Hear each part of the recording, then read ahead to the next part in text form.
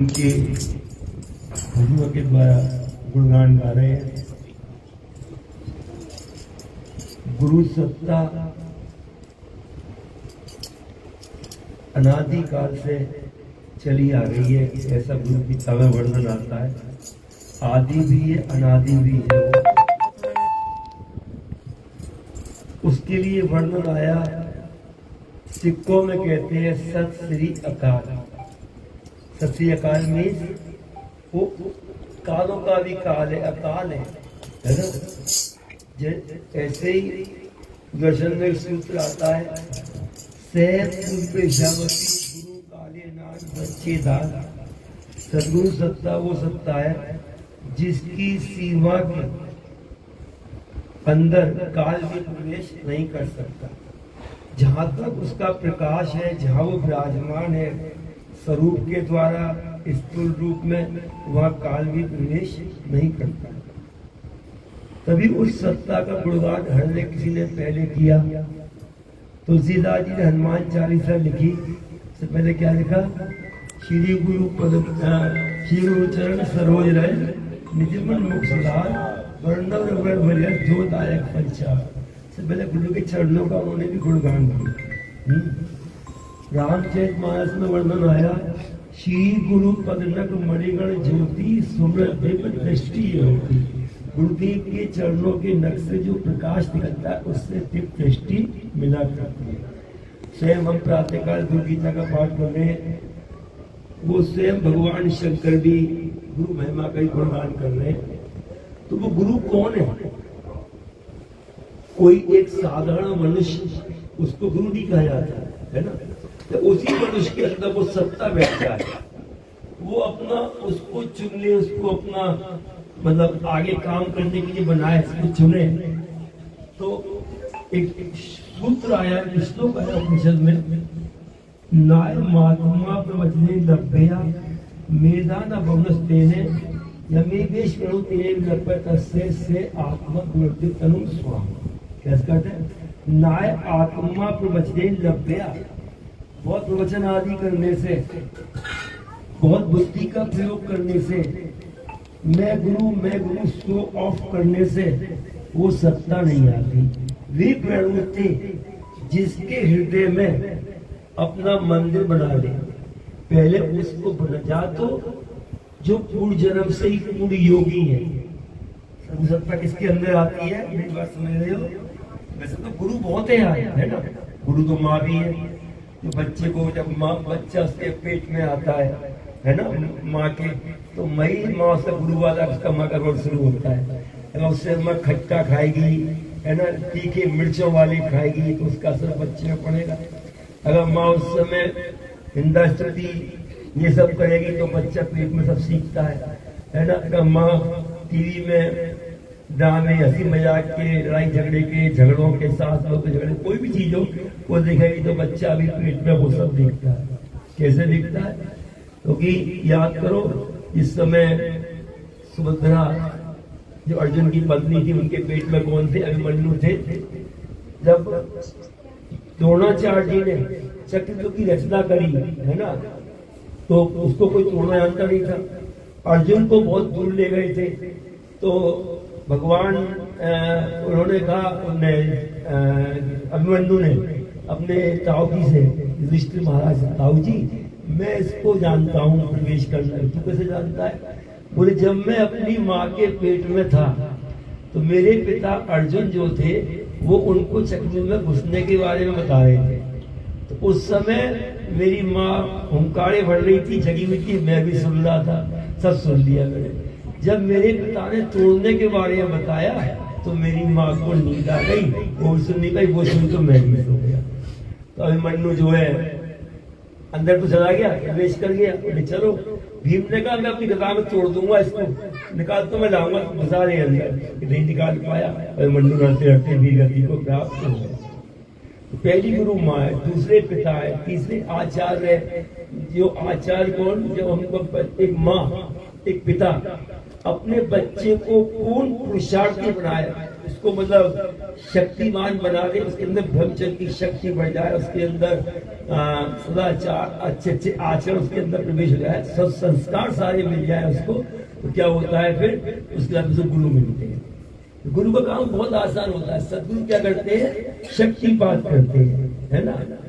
शक्तिपात लोग आजकल कहते हैं, शक्तिपात क्या होता है? शक्तिपात होता है, देखो ना, भगवान कृष्ण अर्जुन को शक्तिपात किया। वो ये क्या नाम है इनका, खाटू वाले श्याम बाबा, इनका नाम क्या था पहले? बरबरी, है ना।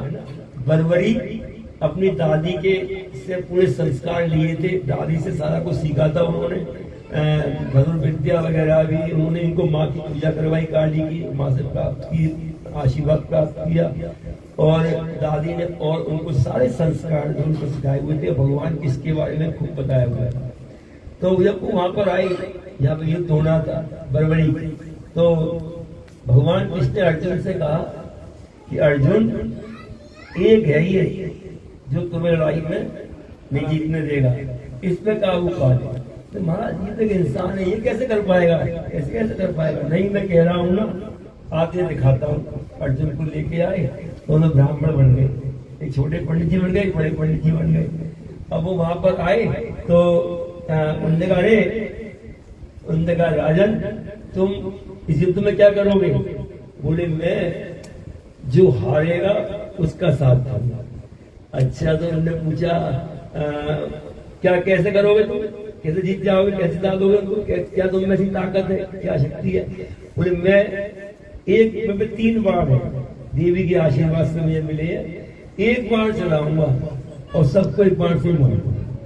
उन्होंने कहा, कैसे माने हम? उन्होंने कहा, देखो, उनने 1 बार चलाया, सबके मस्तक पर तिलक बन गए, एक कृष्ण जी को छोड़कर। उन्होंने कहा, ये है। भगवान बोले, अर्जुन तुम तो हारोगे नहीं, तुम्हारे साथ तो मैं हूँ, सत्य है, धर्म है, और मैं खुद हूँ तुम्हारे साथ, लेकिन तुम तो जीतोगे, वो हारेंगे, ये उनका साथ देगा। भगवान अर्जुन तो थोड़ा अपने अहंकार में था, कर दूंगा मैं, तो अर्जुन का घमंड नीचे हुआ। भगवान फिर आप बताओ कैसे करें? ऐसा करते हैं, आप चलते हैं। भगवान बोले, अरे ब्राह्मण, वो अरे राजन, तो भगवान दानी है, छत्री है, हम जो मांगे हमको देगा, मांगो, क्या मांगना मांगो ब्राह्मणों। उन्होंने कहा, हमें अपना शीश देंगे। तो वहां उन्होंने अपना शीश दान उनको किया। उन्होंने उन्होंने पहले एक बात किया, अरे ये क्या मांग लिया तुमने? शीश मांग लिया। मुझे पूरा तो देखना है, यहाँ का सब कुछ देखना था मुझे। उन्होंने कहा, वो हम दिखाएंगे। भगवान ने भगवान ने क्या किया? उनके शीश को एक बांस पर टांग दिया, है ना, उसको शक्तिपात किया, दिव्य दृष्टि दी, उसको शक्तिपात किया, और उन्होंने पूरा युद्ध देखा शीश में, है ना। फिर बाद में सारा युद्ध समाप्त हो गया। समाप्त होने के बाद अब वो आए सारे पांडव। भीम बोला, मैंने उसको मारा, वो बोला विष्णु, मैंने उसको मारा, नकुल किया, मैंने उसको, सहदेव किया, मैंने उसको, बोले तुमने किसको नहीं मारा? एक ही सबको बोले काल बन के खा रहा था। मैंने पूरे युद्ध में एक ही को देखा है, सुदर्शन को घूमते हुए, वही घूम रहा था, वही सबको काट रहा था, वही सबको मार रहा था। जैसे भगवान कृष्ण पास में आए, उनके चरणों में गिर पड़ा, शीश चरणों में गिर पड़ा। तब भगवान ने आशीर्वाद दिया। देखो, योगियों के भगवान कृष्ण क्या है? योगेश्वर है ना। जब तो योगेश्वर है कृष्ण धरा तस्वीर योगी ध्रुवानी की मतिर ममा, क्या योगेश्वर श्री कृष्ण, है ना। पूरी गीता में भक्ति योगो नाम, सांख्य योगो नाम, विषाद योगो नाम, मोक्ष संन्यास योगो नाम, योग है। योग जो है क्या है? योग से सबसे बड़ा शक्तिवान बनता है आदमी, उसके आगे में कुछ है ही नहीं। योग में मतलब पूरी ईश्वर के समान योग से बन जाता है। योग में बहुत ताकत है। योग से भी एक कुंडली महाशक्ति है, हमारी तुम्हारी अभी सोई हुई है। ये ब्रह्मा विष्णु महेश सब योगी हैं। योग के द्वारा ही सृष्टि का पालन कर रहे हैं, सृष्टि का रचना कर रहे हैं ब्रह्मा जी, और शंकर सृष्टि का संहार करते हैं। तो योग से क्या होता है? जब योग में दीक्षा मिलती है, शक्तिपात होता है, सामर्थ्यवान गुरु कृपा होती है, तो वो कुंडली हमारी जगती है। और जितना हम अभ्यास करेंगे, देखो 2 लोगों की जरूरत होती है इसमें आगे बढ़ने के लिए। पंछी के 2 पंख होते हैं ना, पंछी एक पंख से कभी नहीं उड़ सकता, है ना। एक पंख हो गया सागर का पुरुषार्थ, और दूसरा हो गया सदगुरु की कृपा। तो जैसे जैसे कुंडली उठती जाती है, वैसे वैसे हमारे अंदर शक्ति बढ़ती जाती है। जब कुंडली चक्र हमारे मूलाधार, स्वादिष्टान, मणिपूरक, अनाहत, विशुद्ध, आज्ञा, सहस्त्रार, जब कुंडली शक्ति खाली हमारी आज्ञा चक्र में पहुंच जाती है तो यहाँ आने पर ही उसके मन के अंदर एकाग्रता आ जाती है, उसके संकल्प में शक्ति बनने लगती है। साधक के में यम यम चिंतयते कामम तम तम प्राप्ति निश्चितम, वो जिस चीज की कामना करता है वो उसकी इच्छा पूरी होने लगती है। वो सोचता अरे मैं ये काम सोच रहा हूँ, ये हो गया, मैं सोचा ये काम होना, ये हो गया, ये कैसे हो गया, क्योंकि उसके अंदर वो ताकत आई, एकाग्रता आई, है ना। आज तुम लोग देख रहे हो चारों तरफ कितना बुरा हाल है, डिप्रेशन के शिकार हो रहे हैं लोग, सुसाइड हो रही है ना।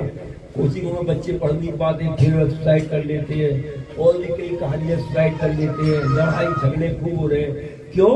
क्योंकि मन जो है हमारा अशांत बना हुआ है ना। मन एकाग्र नहीं है, स्थिर नहीं है, ऊर्जा नष्ट हो रही है हमारी। कई कैसे कार्य होने से ऊर्जा नष्ट हो रही है ना, मोबाइलों के द्वारा। तो जो भी कई चीजें इनके लाभ भी है तो हानियां भी है सबकी। मोबाइल है, लैपटॉप है, टीवी है, कोई चीज हो अधिक यूज करोगे है ना तो उससे क्या वो हानि होगी, और केवल कार्य के लिए यूज करोगे तो उससे तुमको फिर काम की उसमें हानि नहीं होगी तो उतनी नहीं होगी। तो उसी के लिए योग है, मेडिटेशन है। मेडिटेशन से क्या होता है, ध्यान से क्या होता है, मन एकाग्र होता है, स्थिर होता है ना।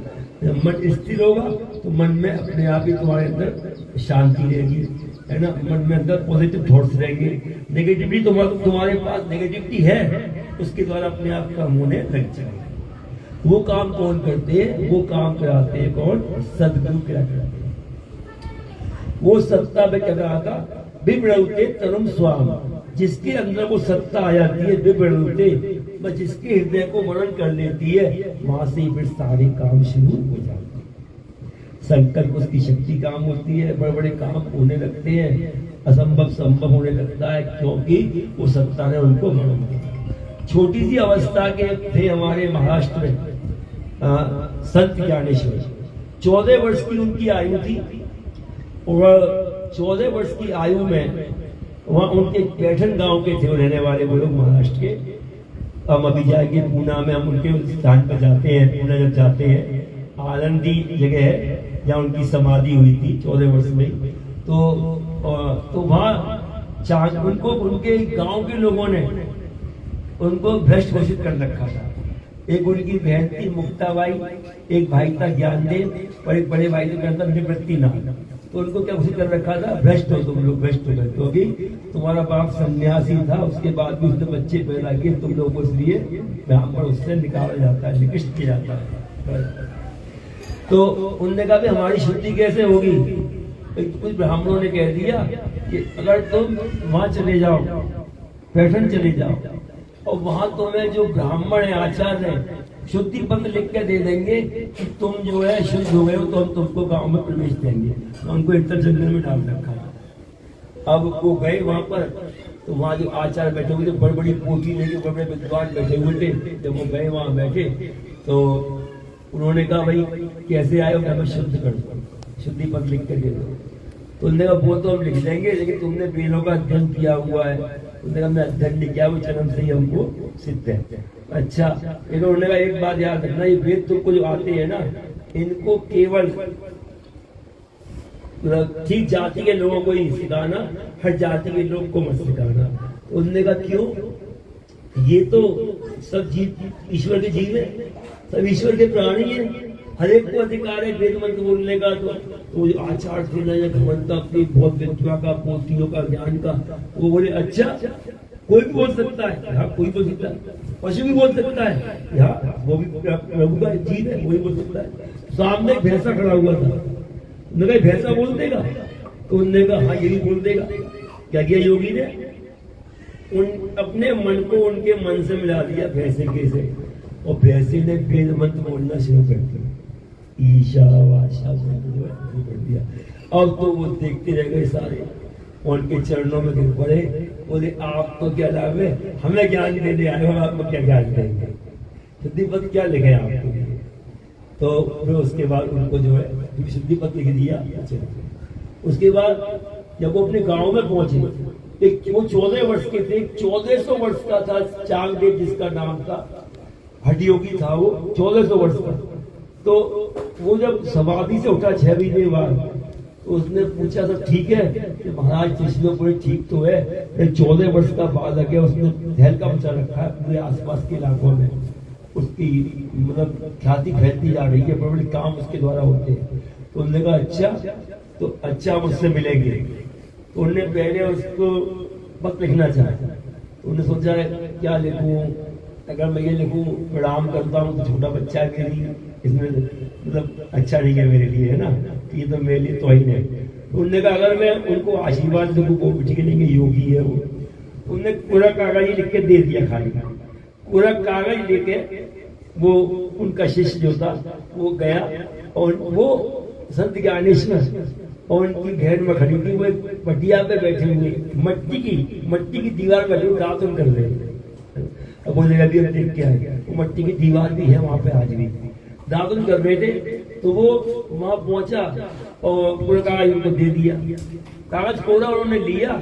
बैठने का भाई ये क्या, किसका ये कुछ चांग दे में 14 वर्ष की उन्होंने लिखा है, भाई ये तो कोरा कागज है। हाँ बोले इसका मतलब क्या है, मुक्ता जानती हो, वो महात्मा 1400 वर्ष का जन्म हो गया है, तो अभी वो भी कागज की तरह कोरा का कोरा ही है, इसका मतलब ये है। तो उन्होंने कहा भाई गांव में हल्ला हो रहा है कि चांगदेव जो है जय चरकों का चाबुक लेकर सिंह पे सवार होकर आपसे मिलने के लिए आ रहे हैं, बहुत गुस्से में। अच्छा बोले शेर पे आ रहा है तो स्वागत तो करेंगे उसका। उन्होंने क्या किया, वो तो शेर पे आया था, जिस कच्ची मिट्टी की दीवार पे बैठे थे उनने उसको हुक्म सुनाया, है दीवार चल चांगदेव का स्वागत करेंगे। वो दीवार उठती चली गई और दीवार चल के वहां पर गांव में खेत की तरफ पहुंचने लग गई। चांगदेव ने देखा, अरे मैं तो एक चेतना है इसके अंदर, ना इसके अंदर चेतना है, उसके ऊपर बैठ के आ रहा हूँ, दीवार को चलाता हुआ ला रहा है, बस वही चरणों में गिर पड़े। उनको भी अपना काम, मेरे शिष्य बनाओ, मुझे अपना गुरु बनाओ। तो मेरे कहने का मतलब क्या है, वो सत्ता जब जिसके अंदर आती है वहीं से कार्य शुरू हो जाया करते हैं। हमारे श्री प्रभु जी योगेश्वर महाप्रभु रामलाल जी महाराज जो नेपाल तिब्बत चीन की सीमा से ऊपर बरसों प्राणियों के आज भी विराजमान है। एक बार की बात है, हरिद्वार को मेला लगा हुआ था, श्री प्रभु जी बैठे हुए थे, श्री प्रभु जी मूलकराज जी महाराज, उनने कहा प्रभु जी या इतने सारे महात्मा आए हुए हैं, किसके अंदर कितना प्रकाश है, कौन के अंदर कितनी सत्ता, कितने मतलब कलाएं अंदर है, ये कैसे मालूम पड़ेगा। तो तुम ध्यानी बच्चों ध्यान में बैठो देख लो। वो ध्यान में बैठे और मुला ध्यान में देखा किसी महात्मा का प्रकाश 10 किलोमीटर तक फैला हुआ था, किसी का प्रकाश 20 किलोमीटर तक, किसी का 40, किसी का 50, किसी का थोड़ा और से आगे फैला हुआ था। उन्होंने कहा क्यों ना मैं श्री प्रभु जी का प्रकाश देखूं। तो उन्होंने प्रभु जी का प्रकाश देखना शुरू किया, तो प्रभु जी का प्रकाश तो उनको नहीं मिल पाया दूर तक। प्रकाश की किरण की एक छोर को लेकर वो आगे चलते गए, कई लोग निकल गए, उसका अंत उनको दिखाई नहीं दिया। भगवान की जय। श्री प्रभु जी धीरे से उठे, उनके पास गए, प्यार से चपत लगाई, क्यों रे हमसे पूछ के हमारा इम्तिहान लेता है। तो वो प्रभु जी थोड़ा सही बनाकर यहाँ पर आए। आज भी उन्हीं का प्रकाश पूरे विश्व में फैला है, इंडिया में नहीं पूरे वर्ल्ड में फैल रहा है। धीरे धीरे उनके आश्रम बन रहे हैं। क्यों बन रहे हैं आश्रम? खाली उनका स्वरूप रखने से, उनको याद करने से काम होते हैं। वही पावर हाउस है, और वही पावर हाउस जो है अपने एक हर एक को लाइट दे देकर संसार में काम करने के लिए भेजा करते हैं, है ना। मान लो कोई 0 वाट का बल्ब है, उसमें 0 वाट की लाइट रह पाएगी ना, और उसमें 100 वाट की लाइट डालेंगे क्या होगा? फट जाएगा, बिगड़ जाएगा। तो जिसके अंदर जितनी पात्रता है, जितना उसको ऐश कर सकता है, जितना अपने अंदर उसको रख सकता है, उसको उतनी लाइट देके भेज जाती है। सारा खेल चलता है पावर हाउस जो है। पावर हाउस इसके लिए कहा गया भया 10 अग्नि तपति, भया तपति सूर्य, भया इंद्रश्य वायुष्य मृत्यु धावती पंचमा, चंद्र तारको नेवा वृतो भांति कुतोयम अग्नि।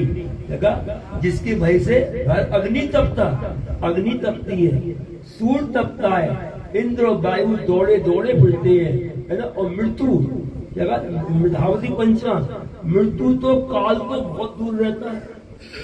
कितने हमारे यहाँ के किस्से हैं, जब प्रभु जी के बच्चे के पास यमराज आया है लेने के लिए, समय आ गया इसका, चलो, तभी प्रभु जी प्रकट हो गए और हे यमराज कैसे आ गया, तुझे हिम्मत कैसे हुई? प्रभु जी इसका समय आ गया है, जानता नहीं है हमारा बच्चा है, हमारा बच्चा है ये। प्रभु जी आपको चाहे कोई पापी से पापी, आपको हर अपना बच्चा बना लेते हो। आपको बोले अच्छा हमसे बहस करता है, पर इतना कहा हुआ प्रभु जी इसको मैं लेकर जाऊंगा। मैं बोला अच्छा तो ले। प्रभु जी ने अपना चिमटा उठाया है, यमराज दुम दबा के भाग जय भगवान की जय। मृत्यु धावती पंचमा, मृत्यु तो उनसे काल तो बहुत दूर रहता है। न चंद्र तारको निमग्नो भांति कुतोयम अग्नि, न मैं चंद्रमा की रोशनी, न तारों की रोशनी है, न कोई लाइट की रोशनी है, वो स्वयं अपने प्रकाश से प्रकाशित रहा करता है। ऐसे दरबार में सतगुरु की हम लोग बैठे हैं, है ना। अब इतना अभी वहाँ भी सत्संग चलेगा, वहाँ भी लोग आ गए होंगे, वहाँ चलना है। परिवार को प्राप्त देते हैं। सदगुरुदेव भगवान की जय। दरबार में मेरे सदगुरु के दुख दर्द मिटाए जाते हैं। दरबार में मेरे सदगुरु के दुख दर्द मिटाए जाते हैं। गर्दिश के सताए लोग यहाँ सीने से लगाए जाते हैं। गर्दिश के सताए लोग यहाँ सीने से लगाए जाते हैं। ये महफिल है गुरु भक्तों की, हर भक्त यहाँ मतवाला है। ये महफिल है गुरु भक्तों की, हर भक्त यहाँ मतवाला है। भर भर के जाम इबादत के सबको पिलाए जाते हैं। इबादत के सबको पिलाए जाते हैं। दरबार में जिन लोगों में जगवालों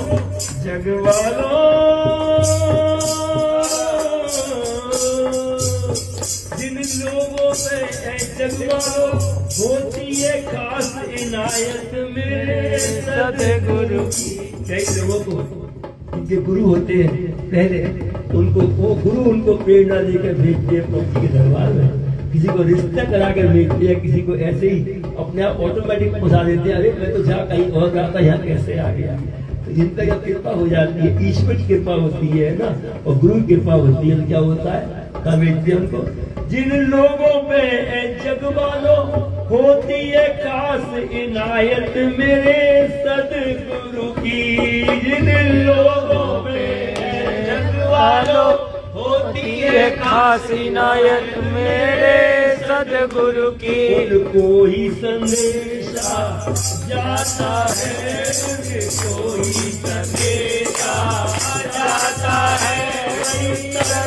बुलाए जाते हैं, मुझे कोई संदेशा जाता है, वही दर पे बुलाए जाते हैं।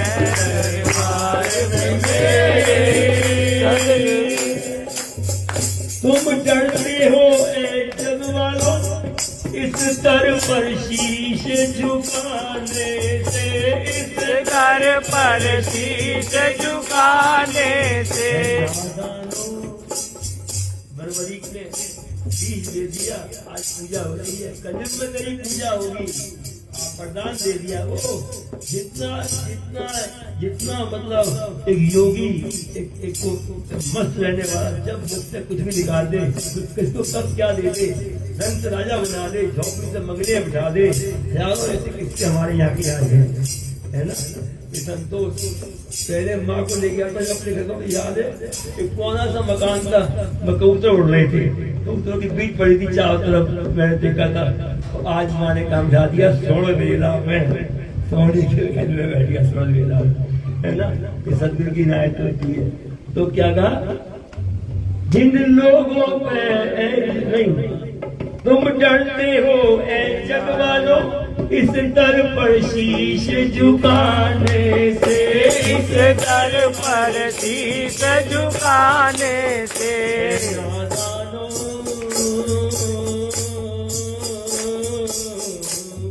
ए नादानो तुम क्या जानो, ए नादानो तुम क्या जानो, इस पेश चढ़ाए जाते हैं। नादानो तुम क्या जानो, इस दर पे चढ़ाए जाते हैं दरबार में मेरे।